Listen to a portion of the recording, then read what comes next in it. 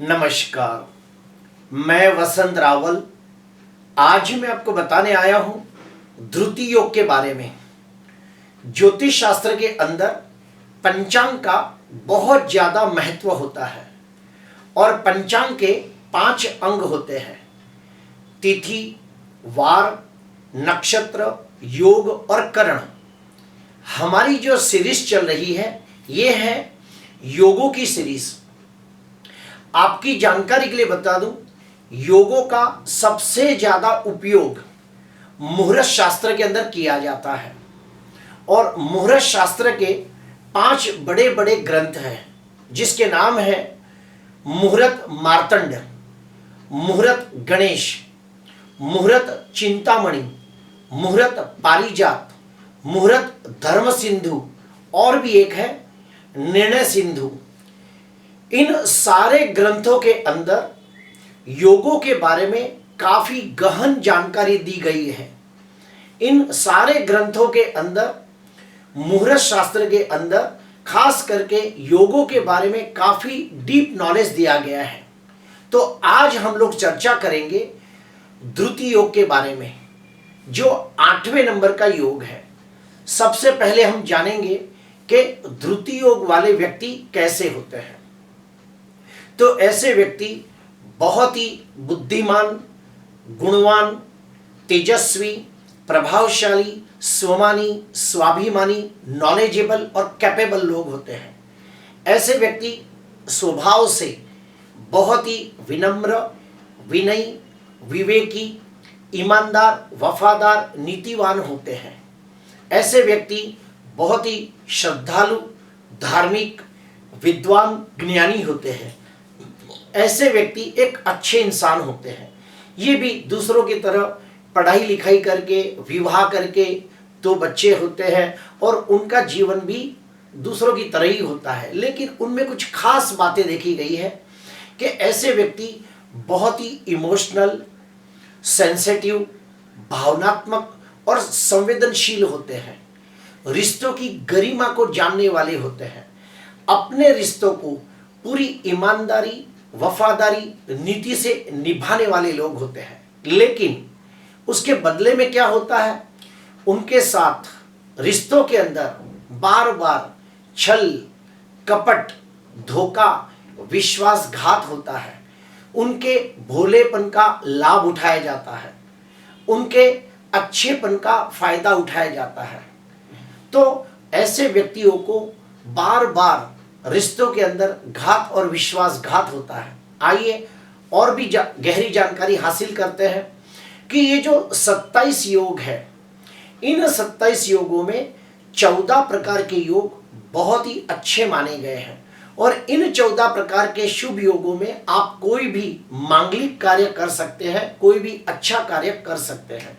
5 योग मध्यम प्रकार के हैं और 8 प्रकार के योगों को बिल्कुल अच्छा नहीं माना गया है। आइए उसे थोड़ा डीप समझने की कोशिश करते हैं। सबसे पहले हम जानेंगे कि 14 प्रकार के कौन कौन से शुभ योग हैं। तो उसके नाम है प्रीति योग, आयुष्मान योग, सौभाग्य योग, शोभान योग, सुकर्मा योग। उसके बाद आता है वृद्धि योग, वज्र योग, सिद्धि योग, शिव योग, सिद्ध योग, साध्य योग, शुभ योग, शुक्ल योग और ब्रह्मा योग। ये जो 14 प्रकार के शुभ योग हैं, इन योगों के अंदर आप कोई भी प्रकार का शुभ कार्य कर सकते हो, मांगलिक कार्य कर सकते हो, कोई भी प्रकार की खरीदी कर सकते हो, कोई भी प्रकार का कर्म कांड का काम कर सकते हो। उसके बाद हम आते हैं मध्यम प्रकार के योग। तो मध्यम प्रकार के योग कौन कौन से हैं?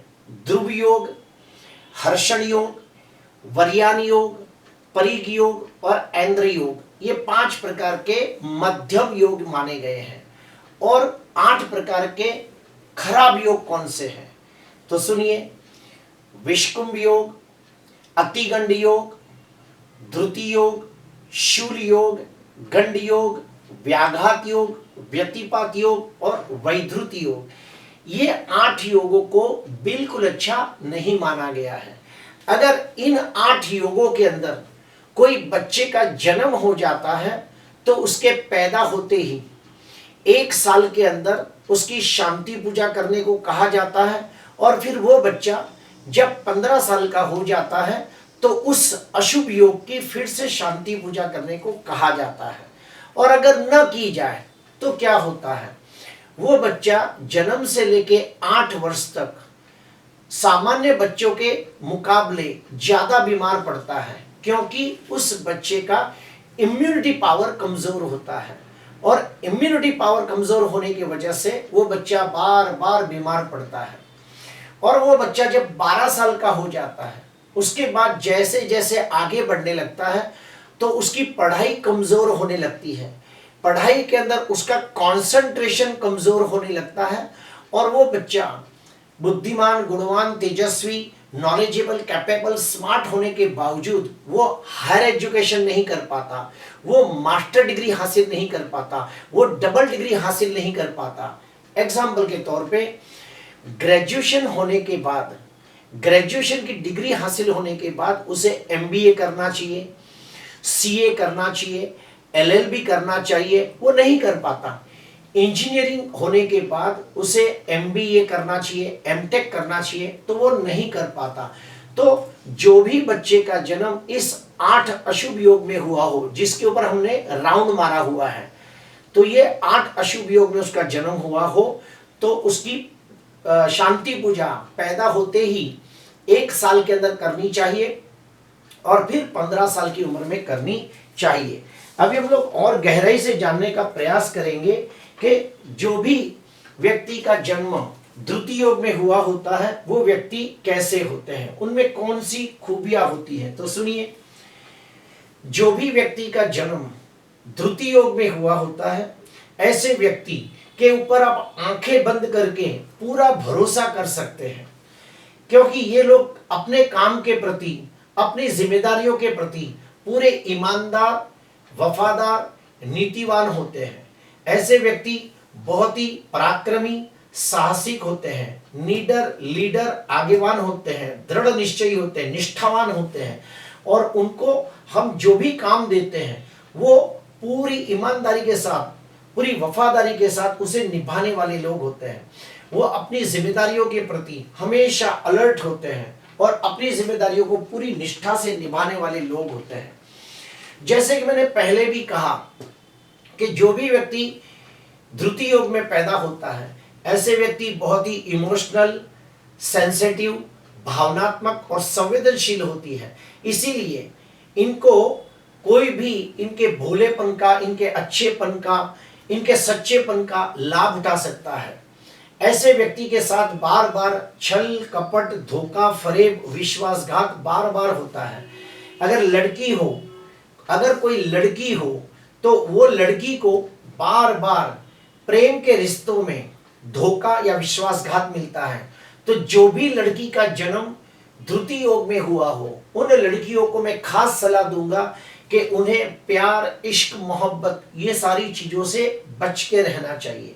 और अगर लड़का हो तो वो लड़के के साथ धन के मामले में, पैसे के मामले में बार बार धोखा, विश्वासघात होता है। तो ऐसे लड़कों को व्यापार के अंदर किसी के साथ पार्टनरशिप नहीं करनी चाहिए। ऐसे लड़कों को किसी को ज्यादा बड़ी अमाउंट उधार नहीं देनी चाहिए, वरना वो डूब जाता है। मुहूर्त धर्म सिंधु के अंदर कहा गया है कि जो भी व्यक्ति का जन्म द्रुति योग में होता है, ऐसे व्यक्ति बहुत ही सोच समझकर फैसला लेने वाले लोग होते हैं, बहुत ही सोच समझकर बोलने वाले भी लोग होते हैं। ऐसे व्यक्ति बहुत ही दृढ़ निश्चयी होते हैं। जिसका भी जन्म द्रुति योग में हुआ हो, ऐसे व्यक्ति बहुत ही विद्वान, ज्ञानी, धार्मिक, आध्यात्मिक, सेवाभावी और परोपकारी होते हैं। ऐसे व्यक्तियों को सर्व प्रकार के भौतिक सुखों की प्राप्ति होती है, सांसारिक सुखों की प्राप्ति होती है, पारिवारिक सुखों की प्राप्ति होती है। और ऐसे व्यक्ति 40 साल के बाद समाज के अंदर मान, सम्मान, पद प्रतिष्ठा पूर्वक जीवन व्यतीत करते हैं। धर्म सिंधु ग्रंथ के अनुसार जो भी व्यक्ति का जन्म द्रुति योग में हुआ हो, अगर ऐसे व्यक्ति कोई भी प्रकार का निर्माण का कार्य करें तो उन्हें जल्दी सफलता मिलती है, और ध्रुति योग के अंदर भी कोई भी निर्माण का कार्य करें तो भी उन्हें लाभ होता है। तो जो ध्रुति योग है ये मुहूर्तों के अंदर एक खास काम के लिए प्रसिद्ध है, और वो है निर्माण का कार्य। कोई भी निर्माण का कार्य अगर आप ध्रुति योग में करो तो उसके अंदर उसे अच्छी सफलता मिलती है। धर्म सिंधु ग्रंथ में यह भी कहा गया है कि ध्रुति योग के अंदर अगर जमीन से लगते कोई काम किए जाए, यानी कि मकान बनाना हो, बंगलो बनाना हो, शिलान्यास करना हो, भूमि पूजन करना हो, तो आप ध्रुति योग के अंदर कर सकते हो। अभी हम लोग और एक स्टेप अंदर जाते हैं। मुहूर्त पारिजात के अंदर ये कहा गया है, ध्यान से सुनना। मुहूर्त पारिजात के अंदर ये कहा गया है कि जो भी व्यक्तियों का जन्म ध्रुति योग में होता है, ऐसे व्यक्तियों को अपने जीवन के अंदर बहुत ही ज्यादा संघर्षों का सामना करना पड़ता है। ऐसे व्यक्ति अपनी काबिलियत से, अपने दमखम पर, अपनी मेहनत से शून्य में से सृजन करने वाले लोग होते हैं, जीरो में से हीरो बनने वाले लोग होते हैं। और ऐसे व्यक्ति कोई भी ऐसा काम करते हैं जो पर्दे के पीछे किया जाता है, यानी कि वो सामने दिखते नहीं लेकिन पीठ के पीछे उनका काम होता रहता है। एग्जाम्पल के तौर पे ऐसे व्यक्ति एक अच्छे लेखक होते हैं, एक अच्छे कवि बन सकते हैं, एक अच्छे गायक होते हैं, एक अच्छे म्यूजिककार प्लेबैक सिंगर हो सकते हैं, डायलॉग लिखने वाले लोग हो सकते हैं। जो लोग सामने नहीं दिखते हैं लेकिन पर्दे के पीछे उनका बहुत इंपॉर्टेंट काम वो लोग करते हैं, और वो लोग अपने काम के अंदर बड़े माहिर होते हैं लेकिन वो सामने दिखते नहीं।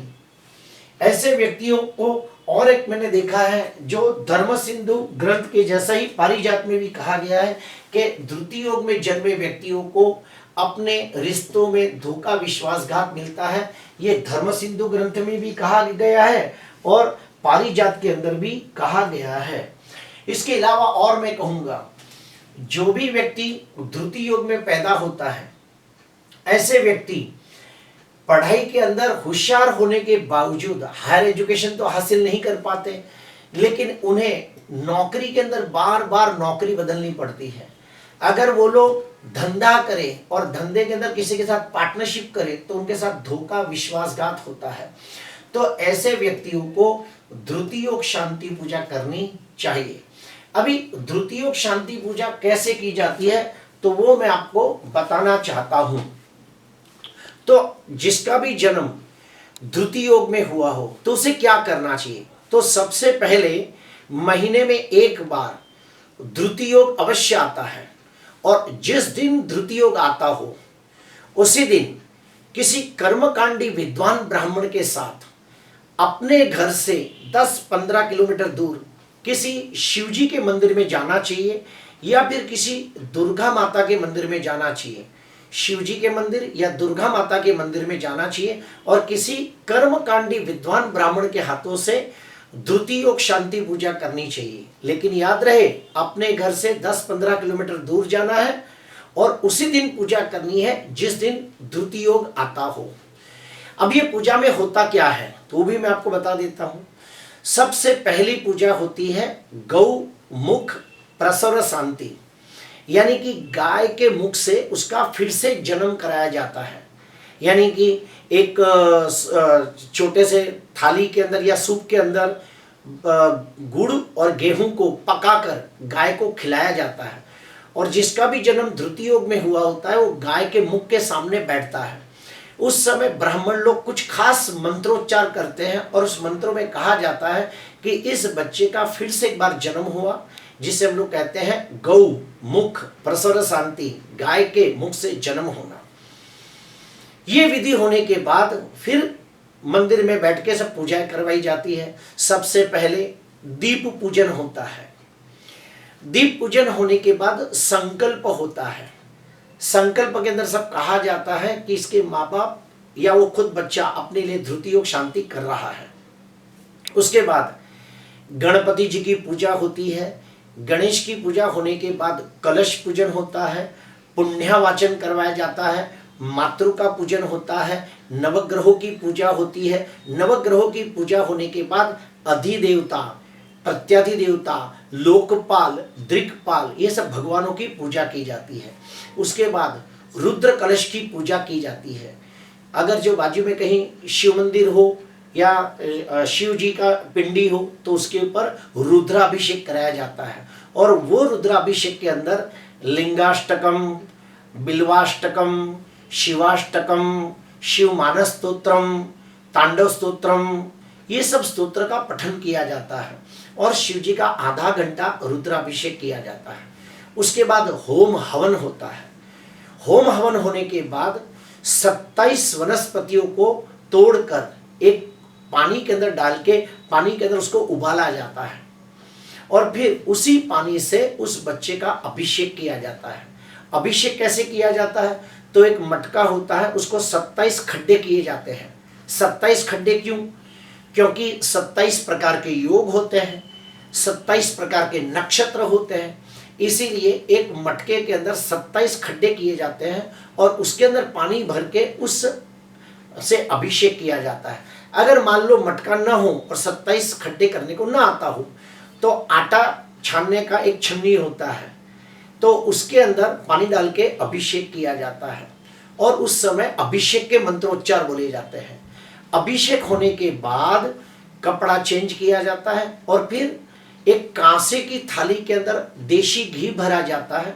उसके अंदर एक सोने का छोटा सा टुकड़ा डाला जाता है। अगर सोना बहुत महंगा है, अगर नहीं परवड़ता है तो आप पंच धातु का एक छोटा सा टुकड़ा डाल सकते हो और उस कांसे की थाली के अंदर जो घी भरा होता है, देशी घी, उसके अंदर बच्चा और उसके माँ बाप अपना मुंह देखते हैं और फिर उसे कहा गया है छाया पात्र, और वो घी को फिर किसी पीपल के झाड़ के नीचे छोड़ दिया जाता है। प्रिय दर्शकों, ये जो पूजा है, ये पूजा करने से बहुत लाभ होता है। मेरे 27 साल के अनुभव से मैं कह सकता हूं कि जो भी लड़की का जन्म द्रुति योग में हुआ हो, उस लड़कियों को प्यार, इश्क, मोहब्बत, ये सब चीजों से दूर रहना चाहिए, वरना उस लड़की के साथ बार बार धोखा और विश्वासघात होता है। जो लड़के का जन्म द्रुति योग में हुआ हो, वो लड़के को बार बार बिजनेस के अंदर धोखा, विश्वासघात होता है पैसे के मामले में। द्रुति योग में जो भी बच्चे पैदा होते हैं, जन्म से 8 वर्ष तक उनका इम्यूनिटी पावर कमजोर होने की वजह से बीमार पड़ते हैं और फिर हायर एजुकेशन में रुकावटें आती है। तो जो भी बच्चे का जन्म द्रुति योग में हुआ हो, उसकी पैदा होते ही 1 साल के अंदर द्रुति योग शांति पूजा अवश्य करनी चाहिए और जब वो 15 साल का हो जाए तो ये पूजा फिर से करनी चाहिए। क्यों? क्योंकि एक पूजा का फायदा 15 साल तक होता है। प्रिय दर्शकों, आज के लिए बस इतना ही। अगर आपका कोई भी डाउट हो तो आप कमेंट के अंदर लिख के भेजिए, मैं उसका जवाब देने का प्रयास करूंगा। अगर आपको वीडियो अच्छा लगा तो जरूर लाइक करना, सब्सक्राइब करना। नमस्कार।